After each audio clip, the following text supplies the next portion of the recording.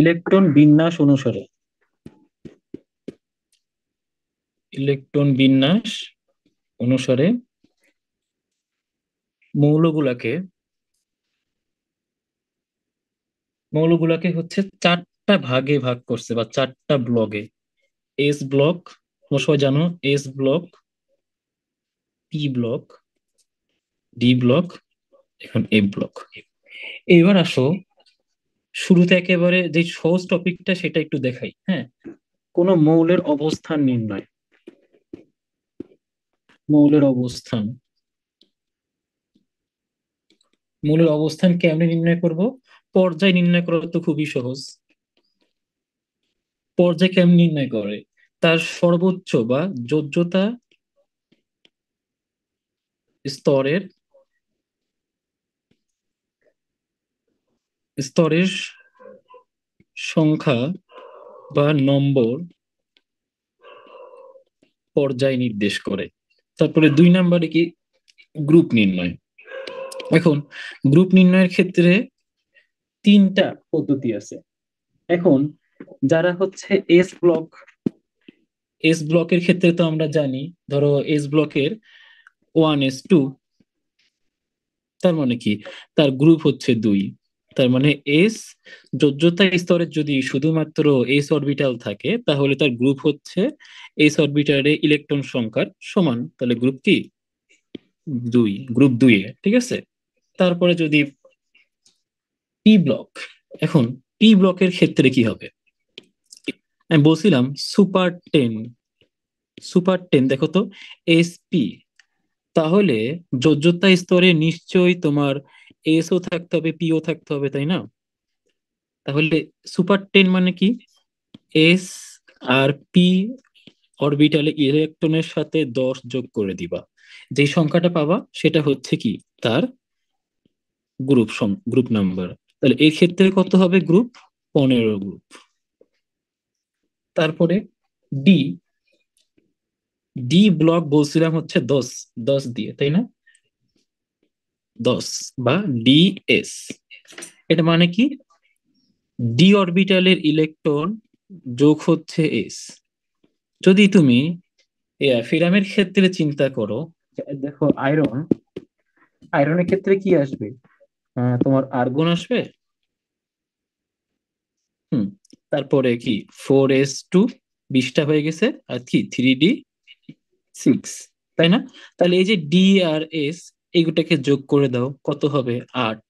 তাহলে আয়রন হচ্ছে গ্রুপ 8-এ, ঠিক আছে। তাহলে এই জিনিসগুলো ছিল একেবারে নর্মাল জিনিস। আর এ ব্লক তো সারা জীবনই, এ ব্লক ও সারা জীবন গ্রুপ 3-এ। এ ব্লক কারা? ল্যান্থানাইড, অ্যাক্টিনাইড, তাই না? তাহলে আশা করি এই জিনিসগুলো বুঝছো, ঠিক আছে।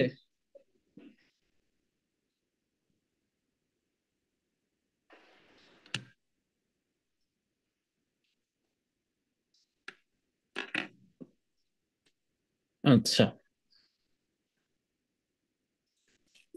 এরপরে আসো আধুনিক পর্যায় সারণীতে কিছু জিনিস।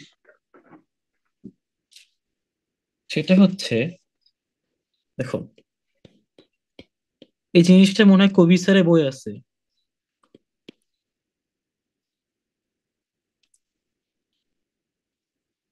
আধুনিক পর্যায় সারণীতে 1 থেকে 8 পর্যন্ত এগুলাকে আবার সাব গ্রুপে ভাগ করা হয়েছে।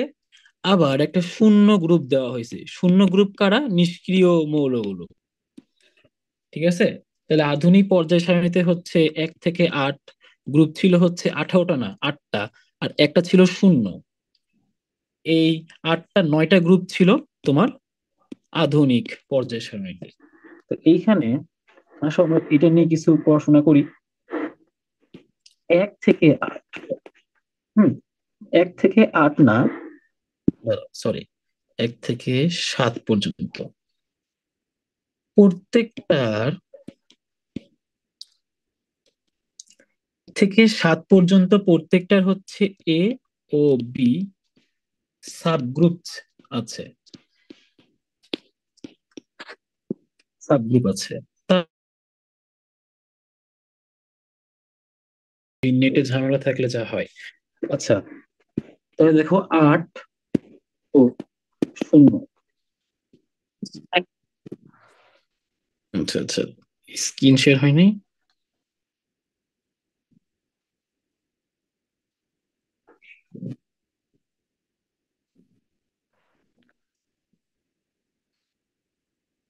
আচ্ছা, বুঝতে পারছি। হয়েছে তো।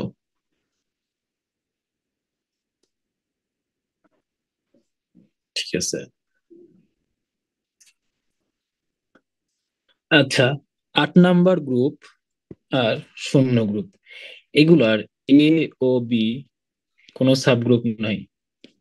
রেকর্ড রাখতেছো? কোনো সাবগ্রুপ নেই। আচ্ছা, তারপরে এখানে আসো। নেক্সট আরেকটা জিনিস, সর্বশেষ ইলেকট্রন যদি এস এবং পি অরবিটালে যায়, তখন এ উপশ্রেণী হবে বা এ সাবগ্রুপ হবে। আর যদি সর্বশেষ নেগেটিভ চার্জটা ডি বা এফ অরবিটালে যায়, তখন হচ্ছে বি হবে বা বি সাবগ্রুপ হবে। দেখো, যদি সর্বশেষ ইলেকট্রন আমার কই যায়, যদি এস ও পি অরবিটালে যায়, এস ও পি অরবিটাল একদম সহজ। এস ও পি অরবিটালে গেলে তখন হচ্ছে আমার সাবগ্রুপটা হচ্ছে, সাবগ্রুপ কি হবে, এ। কিন্তু যদি ডি ও এফ অরবিটালে শেষ ইলেকট্রনটা যায়, সেক্ষেত্রে সাবগ্রুপ হবে কি আমার, বি। বি সাবগ্রুপ হবে। বুঝছো? তাহলে এ বি করতে পারবা?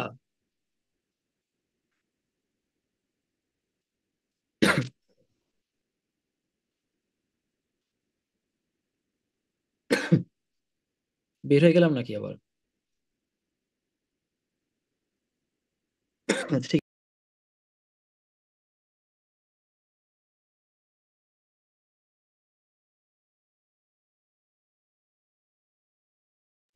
আচ্ছা ঠিক আছে, আরেকবার দেখো।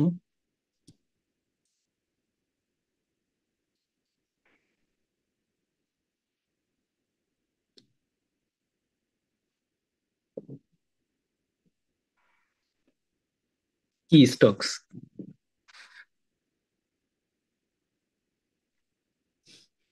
আচ্ছা আচ্ছা, দেখো।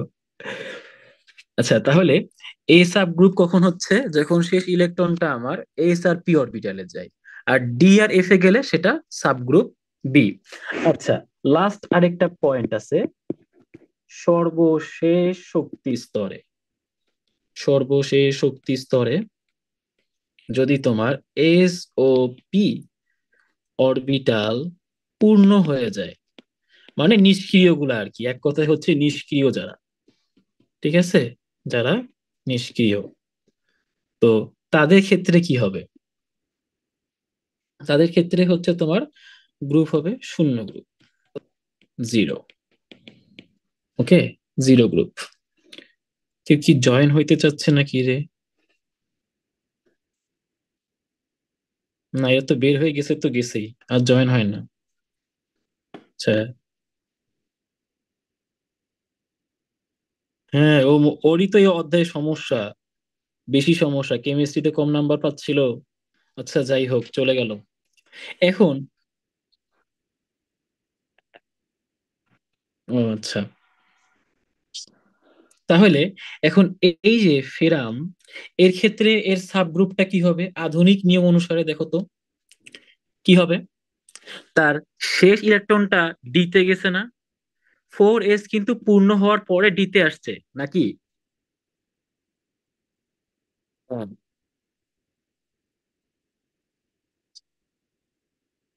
হ্যাঁ, ব্যবহার তো আছে, এমসিকিউ অনেক বেশি আছে, হ্যাঁ।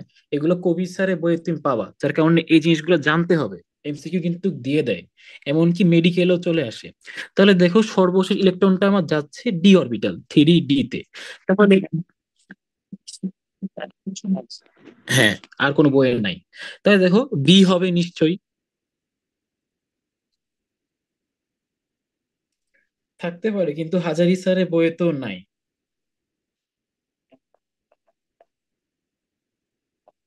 হুম। আচ্ছা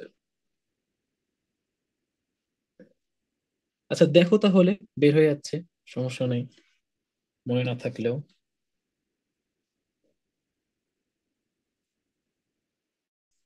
শালারা কি নেট দেয়। আচ্ছা ঠিক আছে। আচ্ছা দেখো, তাহলে এটা কি হবে? দেখো 4S এ আছে আছে হচ্ছে আমার দুইটা, তাহলে আমার শেষ যেই কক্ষপথে সেখানে দেখো মোট 8টা, 3D6 আছে। এই কপাল আমার। আচ্ছা ঠিক আছে, দিচ্ছি।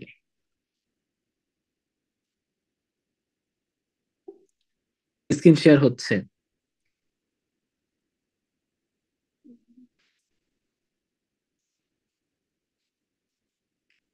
আচ্ছা, মিটিং আইডি পাসওয়ার্ড কি রে? মিটিং আইডি পাসওয়ার্ড কি রে, কই জায়গায় পাওয়া যায়?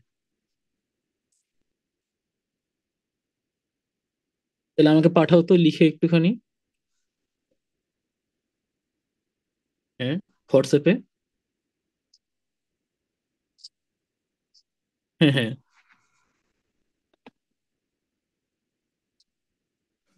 আচ্ছা আচ্ছা, আইডি পাসওয়ার্ড লিখে রাখছো না?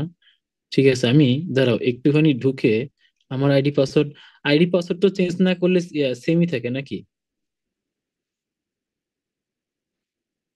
আচ্ছা একটু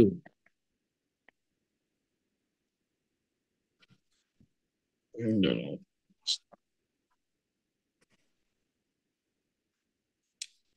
পাসওয়ার্ড কি? হ্যাঁ হ্যাঁ, পাসওয়ার্ড কিটা আসলে লাগে জয়েন হওয়ার জন্য?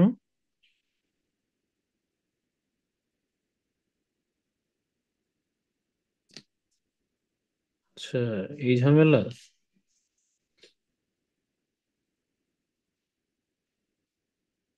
হুম। আচ্ছা দাঁড়াও, আমি তোমাকে দিয়ে দিচ্ছি, দাঁড়াও ওয়েট। এই যে আছে।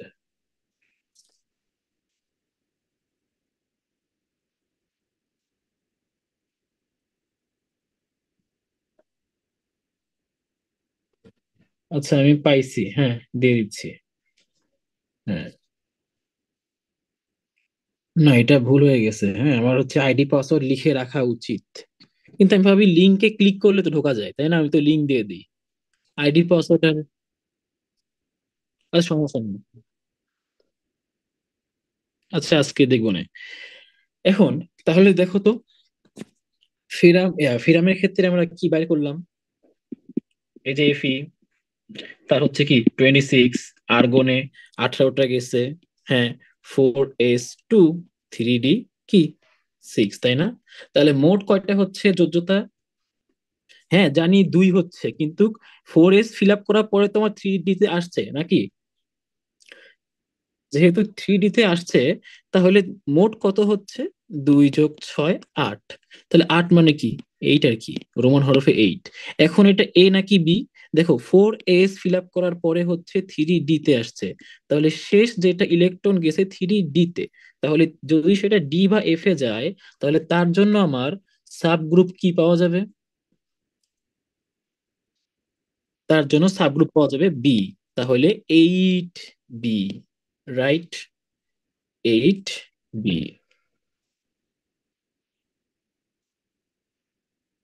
ওকে। আচ্ছা, তাহলে এখানে প্রাথমিক যে আলোচনা সেটা গেল, ঠিক আছে। এখন চলো গ্রুপ, মেন যে পড়াশোনা সেখানে একটু ঢুকি আমরা। গ্রুপ গুলা নিয়ে আসলে যে পড়াশোনাটা, সেখানে ঢুকি। আচ্ছা, একজন জয়েন হতে পারতেছিল না, সে কি আসছে? কই চলে গেল? চুক, আসে নাই। তুমি কি দেখো?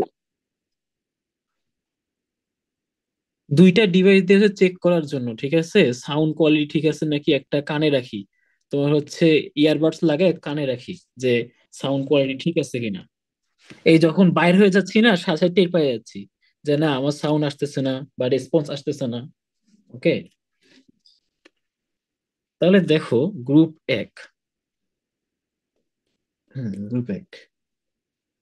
আচ্ছা গ্রুপ একে, এখানে মৌলগুলো মনে রাখার জন্য একটা শর্টকাট। হাই, হাই, লি, না, কে, রুবি, শেষে ফেলেছে, এটা যে কতবার শুনছো, শেষে ফেলেছে। কতবার শুনছো রে? হাই লিনাকে রুবি শেষে রুবি শেষে ফেলেছে। তাহলে হাই দিয়ে কি হাইড্রোজেন, লি দিয়ে কি লিথিয়াম, না দিয়ে হচ্ছে সোডিয়াম, কে দিয়ে পটাশিয়াম, রুবিডিয়াম, সিজিয়াম, ফ্রান্সিয়াম। ওকে, এইবার আসো গ্রুপ 2, বিরিয়ানি, মোংলাই, মোংলাই কাবাব সরিয়ে বাটিতে রাখলো। তাহলে লিনা যে রুবিকে শেষে ফেলছে, কেন শেষে ফেলছে? কারণ কি, লিনা বিরি বিরিয়ানি মোংলাই কাবাব সরিয়ে বাটিতে রাখছে। তাহলে হাই লিনাকে রুবি ছেঁচে ফেলেছে। কেন? সে হচ্ছে বিরিয়ানি মোংলাই কাবাব সরিয়ে বাটিতে রাখছে তাই। ওকে, তাহলে গ্রুপ 1 আর গ্রুপ 2 এর মৌলগুলা এমনি করে দেখতে পারো। ঠিক আছে, তারপরে আচ্ছা, ম্যাজিক নাম্বার শুনছো কিনা? এই ম্যাজিক নাম্বার দেখবে যে তোমাদের বইয়েও অনেকবার এই ম্যাজিক নাম্বারের কথা উল্লেখ করা আছে। ঠিক আছে। আরে রানিং আউট অফ টাইম মানে কি, মিটিং এর টাইম শেষ হয়ে যাচ্ছে কি অবস্থা? ও হ্যাঁ, 3টা 24 আছে।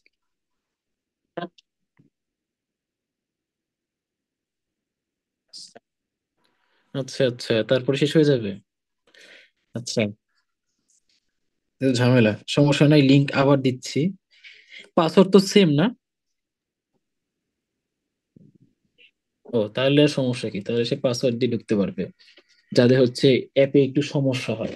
আচ্ছা, এখানে এই যে গ্রুপ 1 এবং গ্রুপ 2 এ যে প্রশ্নগুলা নর্মালি আসে, সেগুলা হচ্ছে সোডিয়ামকে ক্ষার ধাতু বলা হয় কেন, ক্যালসিয়ামকে মৃৎক্ষার ধাতু বলা হয় কেন। ঠিক আছে, তারপরে কিছু জিনিস আছে যে এই প্রশ্নটা শুনছো কিনা, এস ব্লক, ওইসব তো শুনছোই, ক্ষার ধাতু মৃৎক্ষার ধাতু। এস ব্লক মৌলের জারণ সংখ্যা স্থির, জারণ সংখ্যা স্থির কেন, এটা শুনছো? এই প্রশ্নটা হচ্ছে ওই যে ওইটারে চেঞ্জ করে দিছে, বলে না যে সোডিয়াম প্লাস গঠিত হলেও, সোডিয়াম প্লাস গঠিত হলেও সোডিয়াম 2 প্লাস গঠিত হতে পারে না কেন, হতে পারে না কেন? তাহলে এই যে সোডিয়াম, সোডিয়ামের জারণ সংখ্যা আজীবন প্লাস 1, আজীবন কি ওর জারণ সংখ্যা +1, কখনো এটা +2 হইতে পারে না, +2 হইতে পারে না। তাহলে এই যে ওর জারণ সংখ্যা স্থির, স্থির হয় কেন? কারণ দেখা যায়, তুমি যদি সোডিয়ামে খেয়াল করো, এর নিউক্লিয়াস, ঠিক আছে, নিউক্লিয়াসে প্রোটন কয়টা? 11টা, তাই না? এখন যদি সে একটা ইলেকট্রন দিয়ে দেয়, তখন তার যোজ্যতা স্তরটা হচ্ছে অষ্টক পূর্ণ হয়ে যায়। এখন অষ্টক পূর্ণ হয়ে গেলে সোডিয়াম প্লাসের ক্ষেত্রে দেখো তো কয়টা হয়? 10টা। তাহলে কেন্দ্রের 11টা প্রোটন যোজ্যতা স্তরের 8টা অষ্টক পূর্ণ একটা যোজ্যতা স্তরকে আকর্ষণ করে। আবার দেখো, যদি আমি এখন নিষ্ক্রিয়, এর নিকটতম নিষ্ক্রিয় মৌল নিয়নের কথা বলি, তার প্রোটন হচ্ছে 10টা। তার প্রোটন কয়টা? 10টা, ইলেকট্রন 10টা।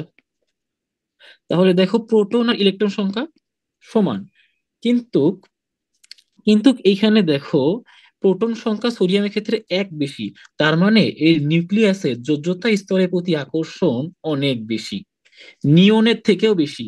তার নিকটতম নিষ্ক্রিয় গ্যাস নিয়নের থেকেও বেশি হয়। তাহলে চিন্তা করো, নিয়ন থেকে একটা ইলেকট্রন সরায় নেওয়া সম্ভব হলেও সোডিয়াম প্লাস থেকে একটা ইলেকট্রন সরিয়ে Na2+ গঠন করা সম্ভব নয়। তাহলে ব্যাখ্যাটা কিভাবে হবে বুঝতে পারছো?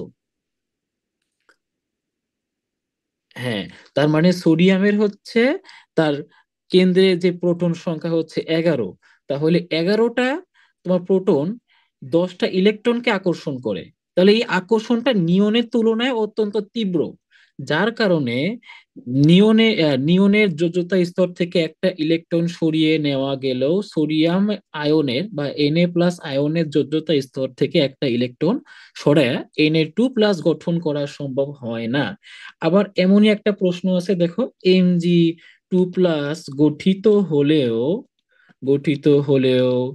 Mg3+ গঠন করা যায় না কেন? এইটারও ঠিক একই ব্যাখ্যা। এইটার ক্ষেত্রে দেখবা তোমার নিউক্লিয়াসে ম্যাগনেসিয়াম যখন টু প্লাস হয় না, তখন হচ্ছে নিউক্লিয়াসের প্রোটন সংখ্যা থাকে 12, ইলেকট্রন হচ্ছে 10। তাহলে এইখানে তো সোডিয়াম প্লাস থেকে আরো বেশি প্রোটন আছে, তাহলে এর আকর্ষণটা আরো তীব্র হবে। তাহলে আশা করি এই ব্যাখ্যাতে সমস্যা হওয়ার কথা না। তাহলে এই প্রশ্নগুলা কিন্তু এখান থেকে আসে। ঠিক আছে? তাহলে এস ব্লক মৌলের জারণ সংখ্যা স্থির কেন? তারপরে সোডিয়াম প্লাস গঠিত হলেও সোডিয়াম 2+ গঠিত হতে পারে না কেন? তারপর Mg2+ গঠিত হলেও Mg3+ গঠিত হতে পারে না কেন? এইবার এইবার তোমার হচ্ছে এখানে দেখবা এই অধ্যায়টা, মানে তোমার কেমিস্ট্রি বইয়ের অধ্যায়গুলো এত সুন্দর করে সিরিয়াল করা হয়েছে যে দেখা যায় দ্রাব্যতার অনেক জিনিস হচ্ছে অধ্যায় 3-এ এইখানে আবার লাগে। আবার এই অধ্যায়ের অনেক কিছু জিনিস হচ্ছে জৈব যৌগ পড়ানোর সময় লাগে। যারা সেকেন্ড ইয়ারে, ওদেরকে যখন আমি জৈব যৌগ পড়াই, দেখা যায় অনেক কলেজে এই অধ্যায় না পড়ে জৈব যৌগ শুরু করে, যেটা কোনোভাবেই ঠিক না। ঠিক আছে? কারণ একটা অধ্যায় আরেকটা অধ্যায়ের সাথে সম্পর্কযুক্ত। দেখো, গ্রুপ 2 এর একটা ইম্পর্টেন্ট প্রশ্ন। গ্রুপ 2 এর মৌল সমূহের হাইড্রোক্সাইড মৌলসমূহের হাইড্রোক্সাইড হাইড্রোক্সাইড ও সালফেট সালফেট যৌগের দ্রাব্যতা ব্যাখ্যা করো। সালফেটের দ্রাব্যতা ব্যাখ্যা করো। ব্যাখ্যা করো। তাহলে এখানে যদি দ্রাব্যতা, মৌল কোন? গ্রুপ 2 এর, তাই না? গ্রুপ 2 এর বেরিয়াম হাইড্রোক্সাইড, আচ্ছা, লিখলাম, মৌলগুলা লিখলাম। Calcium hydroxide, strontium OH2। আচ্ছা, এই যে মনে করো হাইড্রোক্সাইড যৌগ গ্রুপ 2 এর, এদের যত নিচে যাওয়া হয় এদের দ্রাব্যতা হচ্ছে বৃদ্ধি পায়। এদের দ্রাব্যতা হচ্ছে বৃদ্ধি পায়। আবার যদি এখানে এদের সালফেট যৌগগুলো তুমি লিখতে চাও, সালফেট যৌগগুলো লিখলে দেখা যায় যত উপর থেকে নিচে যাওয়া হয় তাদের ক্ষেত্রে তাদের দ্রাব্যতা হ্রাস পায়। তাহলে হাইড্রোক্সাইডের ক্ষেত্রে যত উপর থেকে নিচে যাওয়া হয় দ্রাব্যতা বৃদ্ধি পায়, আর তোমার সালফেট যৌগের ক্ষেত্রে যত উপর থেকে নিচে যাওয়া হয় তত দ্রাব্যতা কি হয়? হ্রাস পায়।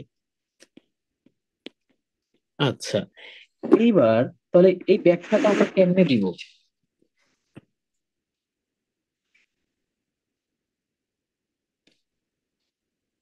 এই ব্যাখ্যাটা দিব আমরা হচ্ছে ল্যাটিস শক্তি আর ক্যালাস ক্যালাস শক্তি দিয়ে, তাই না?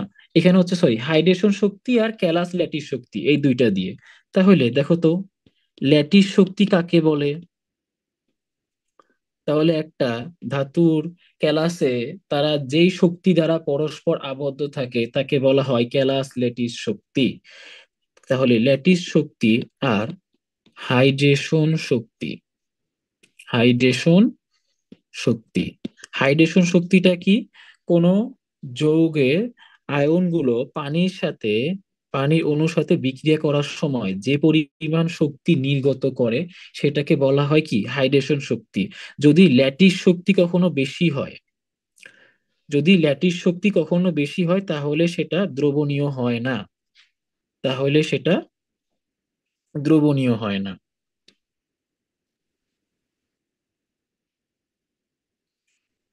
আচ্ছা, কিন্তু যদি হাইড্রেশন শক্তি বেশি হয় তাহলে সেটা দ্রবণীয় হয়। তাহলে এই ব্যাখ্যাটা তুমি কেমনে লিখবা? দেখা যায় গ্রুপ 2 এর মৌলসমূহের সালফেট যৌগের ক্ষেত্রে আহ, বেরিলিয়াম থেকে হচ্ছে যত নিচে যাওয়া হয় তত হাইড্রেশন শক্তি কমতে থাকে। ক্যালাস তৈরি করার শক্তি বা ক্যালাস লেটিস শক্তি বাড়তে থাকে, যার কারণে দ্রাব্যতা যত উপর থেকে নিচে যাওয়া হয় সালফেট যৌগ সমূহের দ্রাব্যতা হ্রাস পায়। কিন্তু হাইড্রক্সাইড যৌগের ক্ষেত্রে যত উপর থেকে নিচে আসা হয় তাদের ক্যালাস লেটিস। তাহলে আশা করি এই ব্যাখ্যাগুলো লিখতে পারবা যে কেন দ্রবণীয় না। দুইটা কথা, যে ল্যাটিস শক্তি আর হাইড্রেশন শক্তি, এই দুইটা কথা লিখলেই হবে। তোমাকে জাস্ট আমি মনে করাই দিলাম। এমন হচ্ছে আরেকটা প্রশ্ন আছে যে বলে, আচ্ছা এখানে হচ্ছে, হ্যাঁ শোনো, দুইটা ব্যাখ্যা আরেকবার শোনো।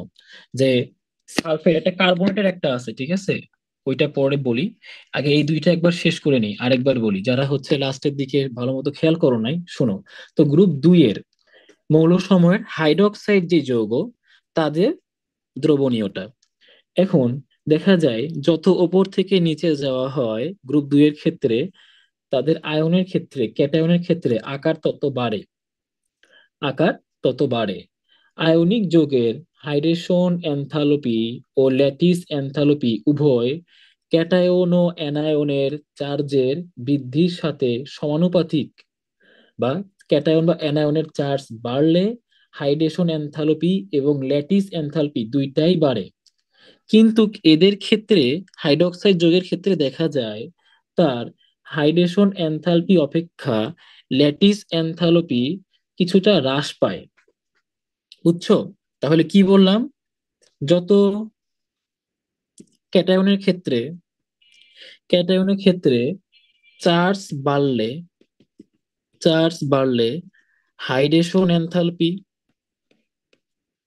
হাইড্রেশন এনথালপি বাড়বে, ঠিক আছে। আবার একই সাথে ল্যাটিস এনথালপি দুইটাই বাড়ে।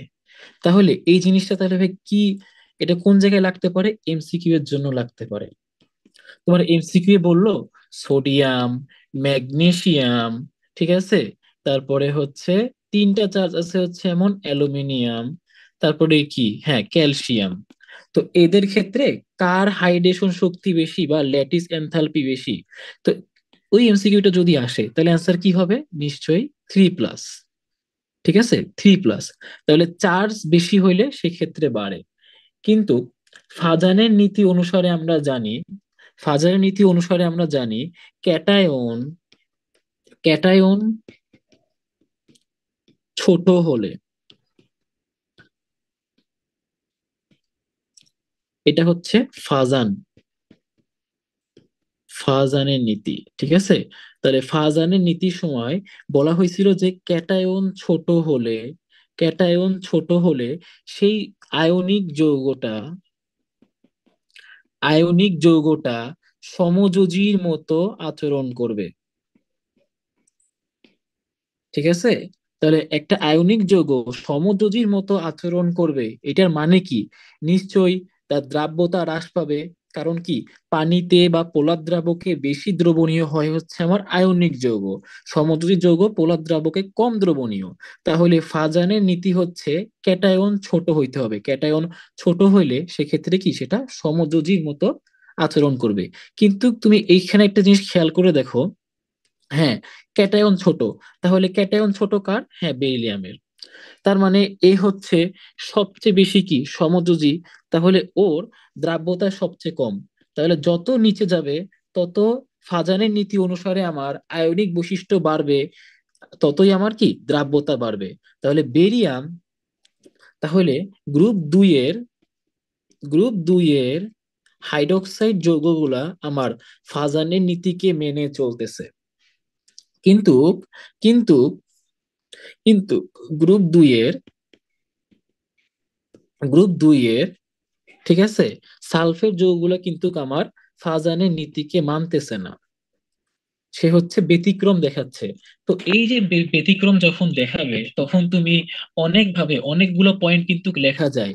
সবার আগে হচ্ছে হাইড্রেশন এনথালপি ব্যবহার করতে পারো এই পয়েন্টটা, যে আয়নিক যৌগের হাইড্রেশন এনথালপি তাদের চার্জ, ক্যাটায়নের চার্জের বৃদ্ধির সাথে সাথে বাড়ে, বা চার্জ ঘনত্ব, আরেকটা জিনিস কি, একটা চার্জ বাড়লে বাড়ে, আর একটা চার্জ ঘনত্ব যত বাড়ে তখনও বাড়ে। তাহলে একটা জিনিস চিন্তা করে দেখো, এখানে চার্জ ঘনত্ব বেশি কার? বেরিলিয়াম, তারপরে হচ্ছে কি ম্যাগনেসিয়াম, ক্যালসিয়াম, স্টোনসিয়াম, সবার ক্ষেত্রে সবাই হচ্ছে 2+, সবাই 2+, কিন্তু বেরিলিয়ামের আকার হচ্ছে সবচেয়ে ছোট। তাহলে এই যে বেরিলিয়ামের আকার সবচেয়ে ছোট, তার ক্ষেত্রে চার্জ ঘনত্ব বেশি, তাই না? তাহলে দেখো সে কিন্তু ফাজানের নীতিকেও মানলো। তারপরে হাইড্রেশন এনথালপি বাড়ার যে নিয়মটা, চার্জ বাড়লে বা চার্জ ঘনত্ব বাড়লে হাইড্রেশন এনথালপি, ল্যাটিস এনথালপি বাড়ে। কিন্তু সমস্যাটা কি, এই ক্ষেত্রে তুমি বলবা যে যত ওপর থেকে নিচে যাওয়া হয় দেখা যায় হাইড্রেশন এনথালপি এবং তোমার ল্যাটিস এনথালপি দুইটাই বাড়ে। কিন্তু কিন্তু দেখা যায় হাইড্রেশন এনথালপিটা ল্যাটিস এনথালপি থেকে একটু বেশি বৃদ্ধি পায়। ঠিক আছে? তাহলে হাইড্রেশন এনথালপিটা একটু বেশি বৃদ্ধি পাওয়ার কারণে তাহলে গ্রুপ 2 এ যত উপর থেকে নিচে যাওয়া হয় দ্রাব্যতা বাড়ে। তাহলে দেখো অনেকগুলো পয়েন্ট কিন্তু চাইলে লেখা যায়, একটা ফাজানের নীতি দিয়ে, একটা হাইড্রেশন এনথালপি ল্যাটিস এনথালপি দিয়ে লেখা যায়, আরেকটা তুমি চাইলে এই যে চার্জের ঘনত্ব দিয়ে লিখতে পারো। ঠিক আছে, দেখো 3টা পয়েন্ট হয়ে যাচ্ছে। তাহলে এই প্রশ্নটা কিন্তু 4 নম্বরে আসলেও অ্যান্সার করা যায়, যদিও 2 নম্বরের জিনিস। ঠিক আছে, আবার দেখো অনেকগুলো এমসিকিউ এখান থেকে দেওয়া যায়। ঠিক আছে, এমসিকিউ দেওয়া যায়। আচ্ছা, তারপরে দেখো, যদি সালফেটের দ্রাব্যতা নিয়ে একটু শর্ট করে বলতে চাই, ওই একই পয়েন্টগুলা, হ্যাঁ একই পয়েন্টগুলো তুমি এখানে লিখতে পারবা। চার্জ ঘনত্বের কথা কিন্তু ব্যতিক্রম দেখায়, একটু তো ব্যতিক্রম আছে তাই না? তো ব্যতিক্রমটা তুমি যখনই ব্যতিক্রম দেখবা তখন তুমি সেফ হচ্ছে ল্যাটিস এনথালপি আর হাইড্রেশন এনথালপি দিয়ে ব্যাখ্যা দেওয়া। কেন ভাই? কারণ তুমি বলে দিবা যে চার্জ ঘনত্ব বাড়লে দুইটাই বাড়ে। ঠিক আছে, চার্জ ঘনত্ব কমলে বা চার্জ কমলে ক্যাটায়নের ক্ষেত্রে দুইটাই কমে, ল্যাটিস শক্তিও কমে, হাইড্রেশন এনথালপিও কমে। ঠিক আছে, কিন্তু কিন্তু এই ক্ষেত্রে দেখা যাচ্ছে নিচে যত যাওয়া হচ্ছে দ্রাব্যতা হ্রাস পাচ্ছে, কার ক্ষেত্রে? সালফেটের ক্ষেত্রে। তার মানে এর ক্ষেত্রে দুইটাই বাড়ে, কিন্তু ক্যালাস ল্যাটিস শক্তিটা উপর থেকে নিচে গেলে হাইড্রেশন এনথালপি থেকে একটু বেশি বৃদ্ধি পায়।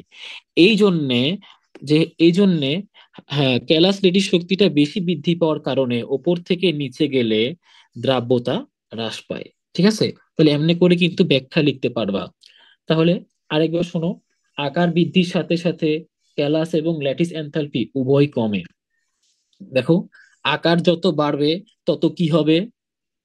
ক্যাটায়নের ক্ষেত্রে আকার যত বাড়বে চার্জ ঘনত্ব আমার কমবে, তাহলে ল্যাটিস এনথালপি এবং হাইড্রেশন এনথালপি দুইটাই কমে যায়। ওকে, তারপরে দেখো এই ক্ষেত্রে কিন্তু এই ক্রমে দেখা যায় ল্যাটিস এনথালপি অপেক্ষা হাইড্রেশন এনথালপির বেশি বা অধিক হ্রাস পায়। বেরিলিয়াম এবং ম্যাগনেসিয়াম 2+-এর আকার ছোট হওয়ায় তাদের চারিদিকে পরিবেষ্টিত পানির অণুর সংখ্যা পরের ক্যালসিয়াম বেরিয়াম অপেক্ষা বেশি থাকে। ফলে হাইড্রেশন এনথালপি ল্যাটিস এনথালপির চেয়ে বেশি হয় এবং বেরিলিয়াম ম্যাগনেসিয়াম পানিতে ভালো দ্রবণীয় হয়। তাহলে কি বললাম? এই পয়েন্টটা একটা এক্সট্রা পয়েন্ট। ঠিক আছে, লিখে দিচ্ছি। বেরিলিয়াম 2+ ও ম্যাগনেসিয়াম 2+, মুখে যেটা বলছি সেটা লিখতেছি, এদের আকার ছোট। তার মানে কি, যেহেতু আকার ছোট, নিউক্লিয়াসটা অধিক টান মারতে পারবে। কায় টান মারতে পারবে? ওএইচ মাইনাস আছে না, এদেরকে টান মারতে পারবে। তাহলে দেখো, আকার ছোট হওয়ায়, যেহেতু আকার ছোট, তাই সে চারিদিকে যে পানি আছে, পানির অণু, পানির অণু তো নিশ্চয়ই পোলার তাই না? তাহলে পানির অণুকে অণু বেশি থাকবে, পানির অণু সংখ্যা বেশি। কিন্তু দেখা যায় ক্যালসিয়াম, বেরিলিয়াম এদের আকার অনেক বড় হওয়ার কারণে বড়, তাহলে কি হয়? চারিদিকে পানির অণু কম। তাহলে এই যে চারিদিকে পানির অণু কম, তাহলে সেই ক্ষেত্রে কি হবে? সে পানির সাথে অত বেশি যুক্ত হইতে পারবে না। তাহলে তার হাইড্রেশন এনথালপি কমে যাবে। কি হবে? হাইড্রেশন এনথালপি কমে যাবে। বুঝছো তাহলে? হাইড্রেশন এনথালপি কমবে। তাহলে হাইড্রেশন এনথালপি কমলে কি হবে? বেরিলিয়াম সালফেট, ম্যাগনেসিয়াম সালফেট ভালো দ্রবণীয়, ভালো দ্রবণীয়, কিন্তু ক্যালসিয়াম সালফেট, বেরিয়াম সালফেট কম বা মৃদু দ্রবণীয়। ঠিক আছে? তাহলে এই যে সালফেটের ক্ষেত্রে একটা জিনিস, এই পয়েন্টটা আবার অ্যাড করে দিতে পারো। তাহলে দেখো, চারটা পয়েন্ট আমরা অ্যাড করলাম। একটা হচ্ছে ফাজানের নীতি নিয়ে আসছিলাম। এখন ফাজানের নীতিটা অনেকেরই একটু বুঝতে সমস্যা হইতে পারে। হ্যাঁ, তো ফাজানের নীতিটা আমি একটু বলি। ফাজানের নীতিটা কি? দেখছো, একটা জিনিস পড়ার সময় আস্তে আস্তে সব জিনিস চলে আসে। ফাজানের নীতিটা কি? তো এটা হচ্ছে পড়ানোর সময় বলি হচ্ছে অ্যানি, অ্যানির ক্যাট আছে। অ্যানির কি আছে? ক্যাট। এখন তুমি একটা জিনিস বলো, অ্যানির ক্যাট আছে, অ্যানি ক্যাট। তাহলে ক্যাট বড় নাকি অ্যানি বড়? নিশ্চয়ই অ্যানি বড়। তার ক্যাট হচ্ছে তার থেকে ছোট। তাহলে মনে রাখবা, ফাজাই নীতির ক্ষেত্রে ক্যাটায়ন, ফাজান নীতি ক্ষেত্রে হচ্ছে ক্যাটায়নটা হবে ছোট। তাহলে ক্যাটায়ন ছোট হইলে কি হবে? ক্যাটায়ন যত ছোট হবে, সে আয়নিক যৌগ তত সহজে সমযোজীর মতো আচরণ করবে। আবার অ্যানি দিয়ে হচ্ছে অ্যানায়ন, অ্যানি দিয়ে হচ্ছে অ্যানায়ন। অ্যানায়ন যত বড় হবে, যত বড় হতে থাকবে, সেটা ফাজাইন নীতি মানবে। অর্থাৎ আয়নিক যৌগটা তত বেশি সমযোজী হওয়া শুরু করবে। ঠিক আছে?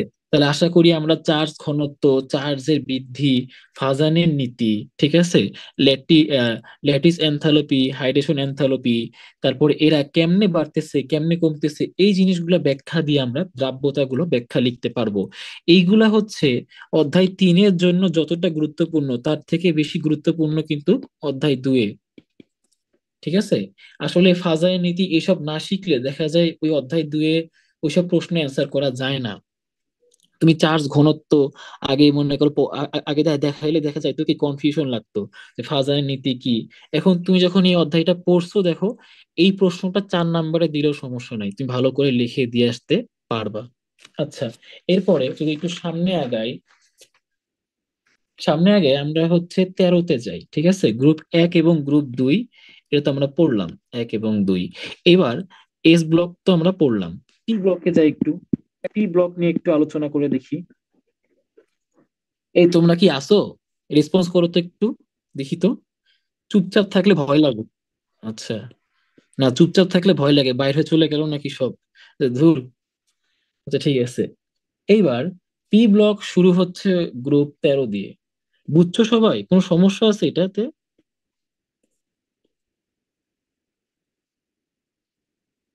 দেখি আমি একটু কমেন্ট চেক করি তো, কেউ কোনো কমেন্ট করছো কিনা। কমেন্ট তো করো নাই, তাহলে আশা করি বুঝছো, কোনো সমস্যা নাই নাকি? কমেন্ট, হ্যাঁ চ্যাটে যাই। কই, কেউ তো কোনো কমেন্ট করো নাই, তার মানে সবাই বুঝতেছো। আচ্ছা, ক্লাসটা রেকর্ড হচ্ছে, ইনশাল্লাহ রেকর্ড দিয়ে দেওয়া হবে, আরেকবার দেখতে পারবা। আচ্ছা, গ্রুপ 13। এখন গ্রুপ 13-এর মধ্যে কে কে আছে? এই গ্রুপ 13 বুঝছো এখন, মানে এই টাইমে হচ্ছে একটা পারফেক্ট একটা ছন্দ গ্রুপ 13-র জন্য। ছন্দটা কি? বাংলাদেশ আওয়ামী লীগ, আওয়ামী লীগ, আরে ধুর, নামটাও পাই না। আওয়ামী লীগ গেল ইন্ডিয়ার তলে। পারফেক্ট না একদম? বাংলাদেশ আওয়ামী লীগ গেল, গেল ইন্ডিয়ার তলে, এই যে টিএল তলে। আচ্ছা, এইখানে দেখো, ম্যাজিক নাম্বারের কথা বলছিলাম মনে হয়, ম্যাজিক নাম্বার। তো ম্যাজিক নাম্বার কোন জায়গায় কাজে লাগে দেখো। এই যে এইখানে তুমি যখন ম্যাজিক নাম্বার ইউজ করবা, 2, 8, 8, দেখবা হাজারি স্যারের বইয়ে এইটা, এই ম্যাজিক নাম্বারের কথা লিখছে, কিন্তু কেমনে ব্যবহার করবা সেটা লিখে নাই। তাহলে দেখো ম্যাজিক নাম্বারটা কেমনে ইউজ করবা। 18 18 32 32। এখন আমরা জানি বোরনের পারমাণবিক সংখ্যা হচ্ছে কত? 5। এখন 5, তাহলে বোরনেরটা গেল। বোরন, আচ্ছা বোরনের পরে হচ্ছে কি আছে? অ্যালুমিনিয়াম। তাহলে অ্যালুমিনিয়াম হচ্ছে পর্যায় 3-এ, তাই না? অ্যালুমিনিয়াম হচ্ছে পর্যায় 3-এ। তাহলে এই 1 2 3, তাহলে এই যে 3 নাম্বার ম্যাজিক ম্যাজিক নাম্বারটা 5-এর সাথে যোগ করে দাও, কত হয়? 13। তারপরে দেখো গেলিয়াম হচ্ছে আমার পর্যায় 4-এ। তাহলে এই যে 4 নাম্বারের যে ম্যাজিক নাম্বারটা আছে সেটা 13-র সাথে যোগ করে দাও, কত হবে? 31। তারপরে দেখো ইন্ডিয়াম হচ্ছে তোমার ইয়াতে 18, আহ, পর্যায় 5-এ। তাহলে 5 নাম্বার যে ম্যাজিক নাম্বারটা সেটা 31-এর সাথে যোগ করে দাও, কি হয়? 49। তারপরে দেখো ঠিক এর পরে ম্যাজিক নাম্বারটা যোগ করলে কত হয় আমার? 81। তাহলে আশা করি বুঝছো ম্যাজিক নাম্বার কেমনে ইউজ করবা। সেটা সেই মৌলটা যত নাম্বার পর্যায়ে, তার সাথে ওই মানে ওই সংখ্যাটা বা অততম ম্যাজিক নাম্বার যোগ করে দিবা, তাহলে তুমি পারমাণবিক সংখ্যা বের করতে পারবা। তাহলে ওই যে তোমার কপার, সিলভার, গোল্ড, এদের যে মনে করো ইয়াটা আসে পারমাণবিক সংখ্যা মাঝে মাঝে চলে আসে, বলো তো কেমনে লিখবা? 29। কপার এখন আমার কত নাম পর্যায়ে বলো? পর্যায় 4-এ। তাহলে এই দেখো 1 2 3 4, তাহলে 4 নাম্বার যে ম্যাজিক নাম্বার সেটা কত? 18। তাহলে 18 যোগ করে দাও, 47। এরপরে দেখো 5 নাম্বার ম্যাজিক নাম্বারটা কত? 18। আবার 18 যোগ করলে কত হবে? 47। না না, এখানে হচ্ছে তুমি 32 যোগ করবা। সরি, 32। কারণ সে হচ্ছে এখন দেখো ডি ব্লকে চলে গেছে, তাই না? ডি ব্লকে চলে গেছে, যার কারণে ডি ব্লকের ক্ষেত্রে হচ্ছে তোমার আরো 18 যোগ করতে হয়। 32 যোগ করলে কত আসবে? সরি, 79 আসবে। 79, তাহলে অরাম হচ্ছে 79। ঠিক আছে? তাহলে ডি ব্লকের ক্ষেত্রে এই ঝামেলাটা একটু হয় যে তার পরের নাম্বারটা যোগ করতে হয়। তাহলে কপার, সিলভার, গোল্ড এইগুলো কিন্তু প্রায় আসে যে এদের পারমাণবিক সংখ্যা কত। আচ্ছা, কিন্তু এইটা হচ্ছে সিরিয়াল ওয়াইজ তুমি এস এবং পি ব্লকে ব্যবহার করতে পারবা। ঠিক আছে, কিন্তু ডি ব্লকে ইউজ করতে গেলে এই সমস্যাটা একটু হবে। আচ্ছা, তারপরে দেখো আমি যদি একটা প্রশ্ন লিখি, দেখো এই দুইটা কি ক্ষার না?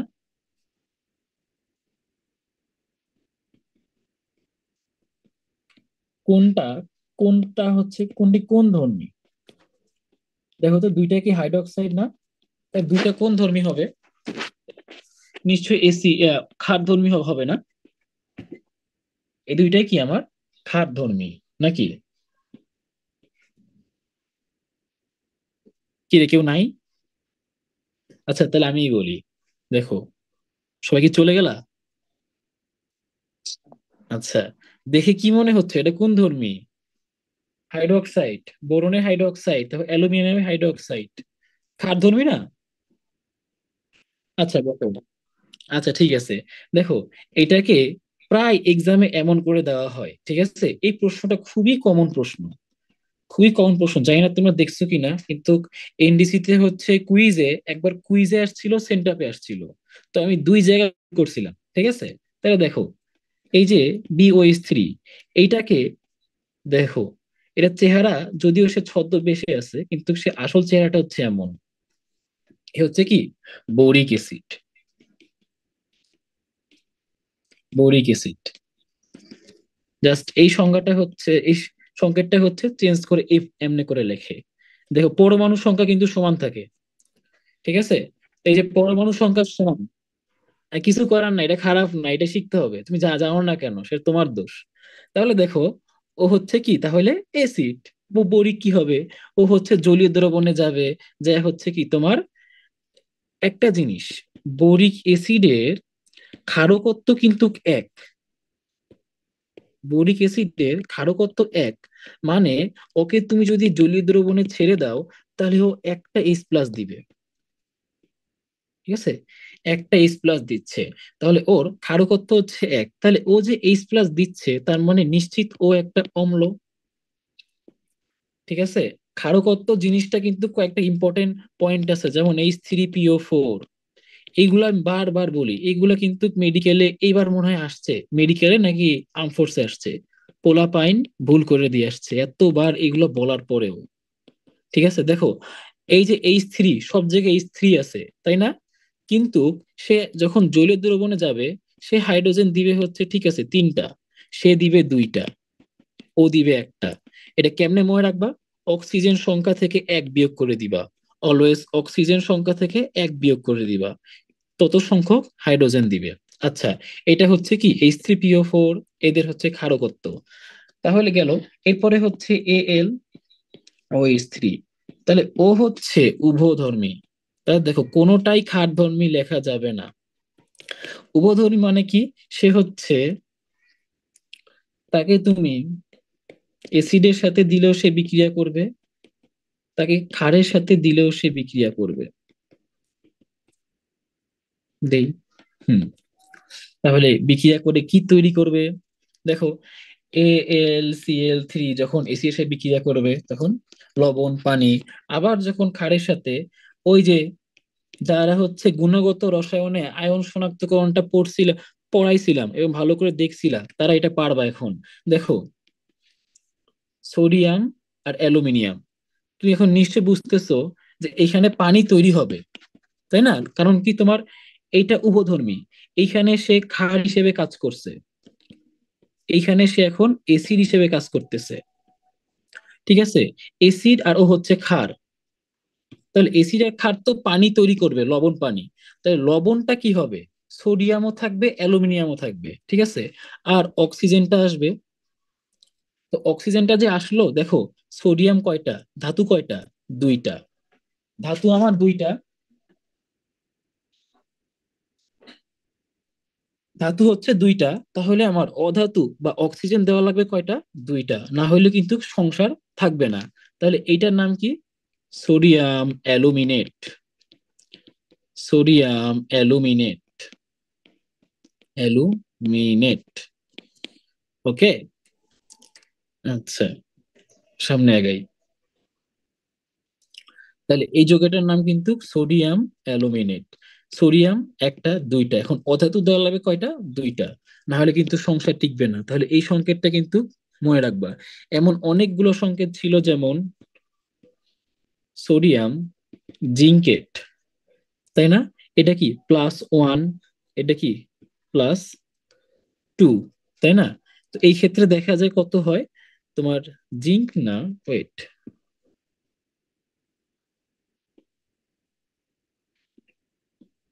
কপারেটটা দিয়ে দেখাই।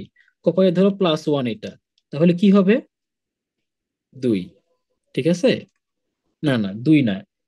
এই ক্ষেত্রে কিন্তু ব্যতিক্রম আছে, যখন ধাতুগুলার হচ্ছে জারণ সংখ্যা +1 থাকে তখন একটা অক্সিজেন দিলেও হয়। ঠিক আছে, এখানে দেখো, +1, +3 আর -2 ইন্টু 4, তাহলে কত হয়? সবগুলা যোগ করলে দিশে শূন্য হয়। ঠিক আছে, এইখানেও দেখো কি, সোডিয়ামের +1, ওর +1, তাহলে ওর কি -2, শূন্য হচ্ছে না? তাহলে এটার নাম কি, সোডিয়াম কিউপ্রেট। আচ্ছা, তাহলে এই যৌগগুলা দেখলাম।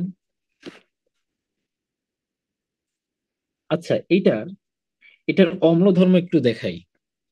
H3BO3 এর সাথে, সে যেহেতু অম্ল, ক্ষারের সাথে একটা বিক্রিয়া করবে, তাহলে কি তৈরি করবে? হ্যাঁ, লবণ পানি, এই যে পানি দিয়ে দিলাম, এখন সোডিয়াম বোরেট তৈরি করবে, BO3। এখন BO3 যোজনী কত? 3। যেহেতু H3BO3 হয় না, H3BO3 হয়, তাহলে BO3 যোজনী কত হবে? 3, তাহলে এই যে 3, তাহলে Na3BO3 তৈরি করবে, লবণ পানি। আচ্ছা, একটা সহজ প্রশ্ন ছিল। তারপরে দেখো, যদি এই জিনিসটা জিজ্ঞাসা করে যে AlCl3 ডাইমার গঠন করে কেন, ডাইমার গঠন করে কেন? ঠিক আছে, ডাইমার গঠন করে কেন? তাহলে দেখো, আমি আগে এটা সুন্দর করে একটু আঁকি। এটা আচ্ছা, ডাইমার গঠন করবে কখন? তুমি একটা জিনিস চিন্তা করে বলো, ডাইমার গঠন করার জন্য কিন্তু পোলার হওয়া লাগে, ঠিক আছে? যেমন ও হচ্ছে ডাইমার তৈরি করে, আবার এই অধ্যায়ের লাস্টে গিয়ে তুমি এটা পাইতা যখন হচ্ছে হাইড্রোজেন বন্ধন শিখবা। কিন্তু তারপরও আগে একবার বলি যে CH3COOH ও ডাইমার তৈরি করে কেন? ডাইমার তৈরি করে কেন? এটা প্রায় আসে যে CH3COOH ডাইমার তৈরি করে কেন। আচ্ছা, তো এইখানে CH3COOH, তাই না? তাহলে নিশ্চিত তুমি জানো অক্সিজেন অলওয়েজ নেগেটিভ, তাই না? নেগেটিভ, সেই বন্ধনে ইলেকট্রনকে টান দিয়ে ও হয়ে যাবে নেগেটিভ, আবার ও হাইড্রোজেন থেকে টান দিবে, অক্সিজেন অলওয়েজ নেগেটিভ, ও হচ্ছে পজিটিভ। ঠিক আছে, এর পাশে যদি আরেকটা এই ইথানোয়িক অ্যাসিড অণু আসে, তাহলে কি হবে? তাহলে দেখো, এই যে টান দিয়ে ও হয়ে যাবে নেগেটিভ, আবার এখানে আচ্ছা ও নেগেটিভ, ও হচ্ছে পজিটিভ।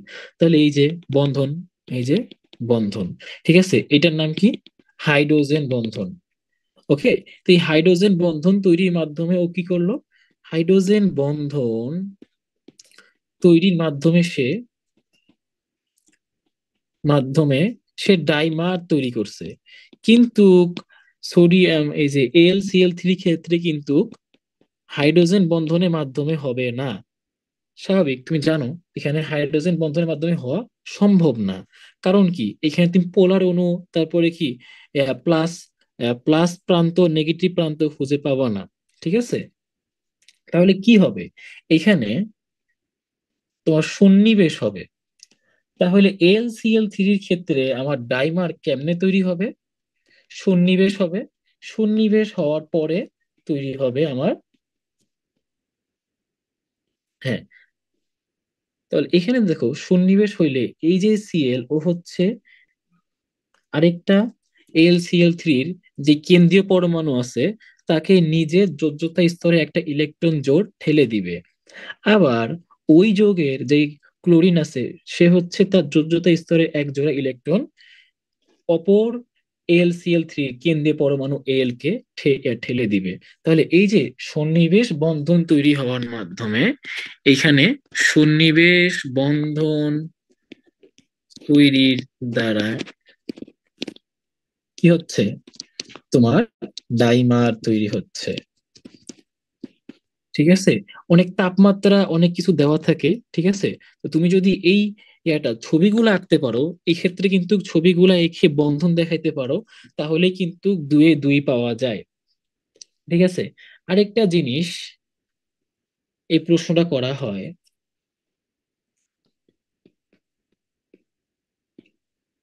AlCl3 ঊর্ধ্বপাতিত হয় কেন? ঊর্ধ্বপাতিত হয় কেন? তাহলে AlCl3 ঊর্ধ্বপাতিত হয় কেন?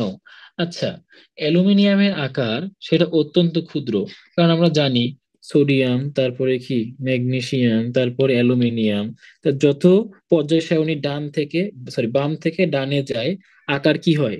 হ্রাস পায়। তাহলে কি +2+3+, আকার হ্রাস পাবে। তাহলে অ্যালুমিনিয়ামের আকার সবচেয়ে ছোট, আবার চার্জও বেশি। তাহলে ওর ক্ষেত্রে কি হচ্ছে?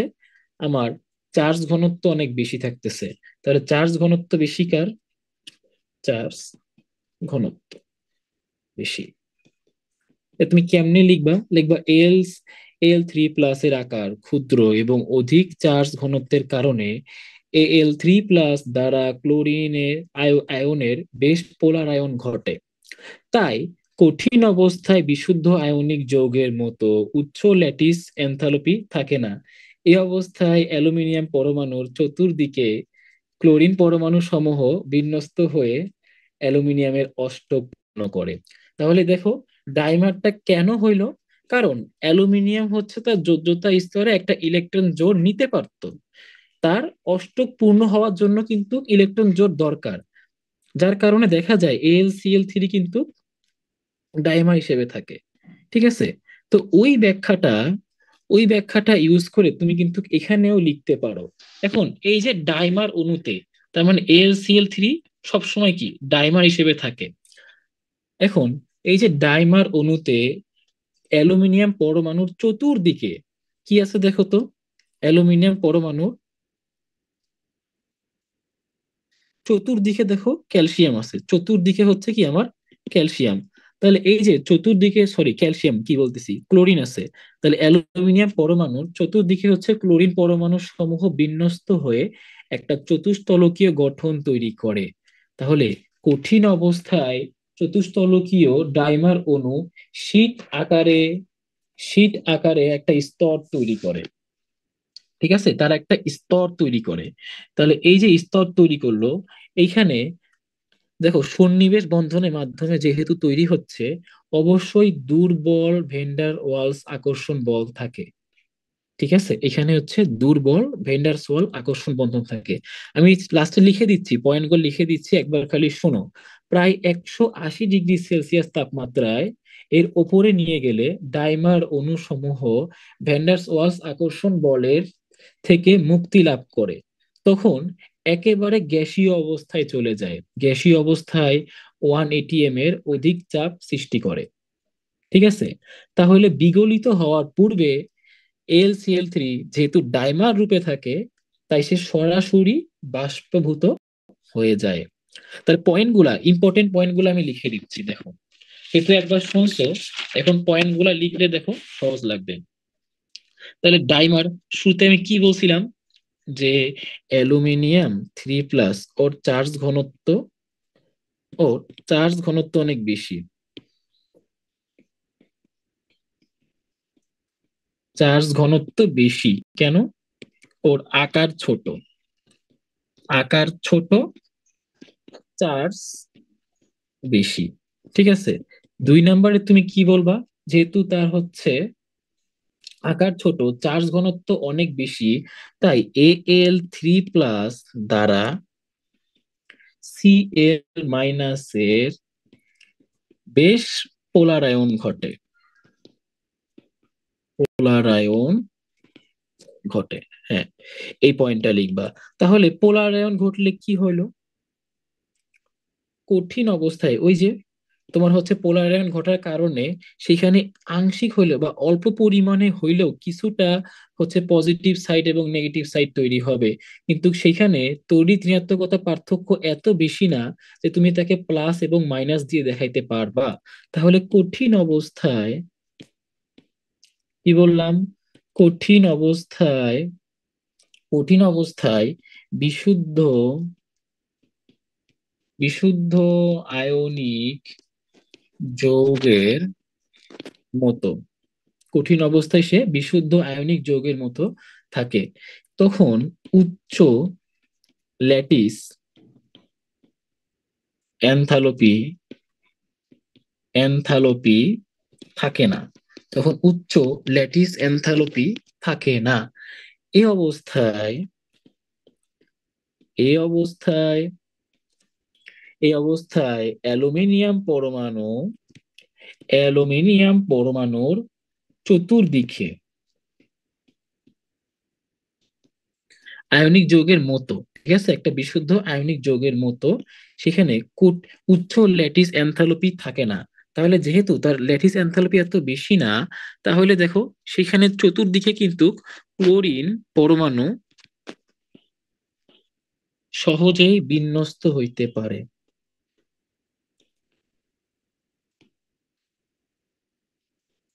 এখন হ্যাঁ, ল্যাটিস এনথালপি বেশি না হয়ে আমার কি সুবিধা হয়েছে দেখো, যদি এমন হইতো যে একটা AlCl3 ও ল্যাটিস এনথালপি অনেক বেশি, তাহলে সে কি অন্য আরেকটা AlCl3 সাথে সন্নিবেশ করতে আসতো? না, সে কিন্তু আর বন্ধন করতে আসতো না। কেন? কারণ হচ্ছে AlCl3 তার নিজের ল্যাটিস এনথালপি অনেক বেশি, তাহলে সে নিজের জায়গায় স্থির থাকতো। কিন্তু তার ল্যাটিস এনথালপি অন্যান্য বিশুদ্ধ আয়নিক যৌগের মতো এত বেশি না। কিন্তু ভাই এটা কেন হচ্ছে দেখো, এটার আরেকটা ব্যাখ্যা আছে।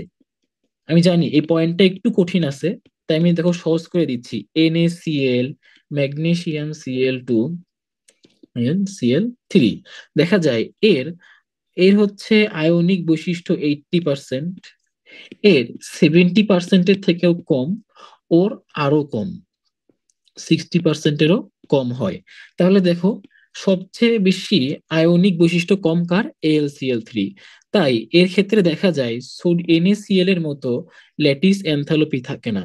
তাহলে যেহেতু তার ল্যাটিস এনথালপি এত বেশি না, তাহলে সে সহজেই সে সহজেই এ অন্য আরেকটা AlCl3-র সাথে একটা সন্নিবেশ তৈরি করে ফেলতে পারে। সন্নিবেশ করা, এটা কিন্তু দেখা যায় একটা সমযোজী বৈশিষ্ট্য বা সমযোজী যৌগের বৈশিষ্ট্য। ধাতু কিন্তু এই কাজটা করে না। যারা হচ্ছে ধাতু, তাদের হচ্ছে ক্যালাস ল্যাটিস শক্তি অনেক বেশি থাকে। তারা হচ্ছে নিজের জায়গায় সুদৃঢ়, তারা কখনো তোমার সন্নিবেশ করতে যাবে না। আশা করি এই পয়েন্টটা বুঝছো, ঠিক আছে? তারপরে দেখো, এটার AlCl3 এটা আমি দেখাইছিলাম, Al2Cl6 ডাইমার গঠন করে, এটা আমি দেখাইছিলাম। তারপরে তারপরে পয়েন্ট গুলা হচ্ছে ওই যে তোমার কেন 2 নাম্বার প্রশ্নের জন্য, ঠিক আছে, কেন ঊর্ধ্বপাতিত হয়? দেখো, ঊর্ধ্বপাতিত হয় কেন? তাহলে অ্যালুমিনিয়াম পরমাণুর এখন চতুর্দিকে না আসছিল, চারদিকে তোমার ক্লোরিন চলে আসছে। ক্লোরিন পরমাণু পরমাণু সমূহ কি করছে? একটা চতুস্তলকীয়, দেখো, তুমি চিন্তা করো, এটা একটা অ্যালুমিনিয়াম হয়, এইদিকে এইদিকে এইদিকে এইদিকে ক্লোরিন আছে, আবার এ সন্নিবেশ করছে ওর সাথে। তাহলে একটা চতুস্তলকীয় গঠন তৈরি হয়, চতুস্তলকীয় গঠন তৈরি হয়। আচ্ছা, তারপরে 30 সেকেন্ড আছে। আচ্ছা, তাহলে এই অবধি থাক নাকি? কারণ এই টপিকটা দিয়ে শেষ হয়ে যাবে প্রশ্ন, ঠিক আছে? আমি একটা কাজ করবো নি, তোমাদেরকে হচ্ছে এর পরের যে অংশটা আছে ওইটা আমি ছবি তুলে দিয়ে দিব নে, ঠিক আছে, লিখে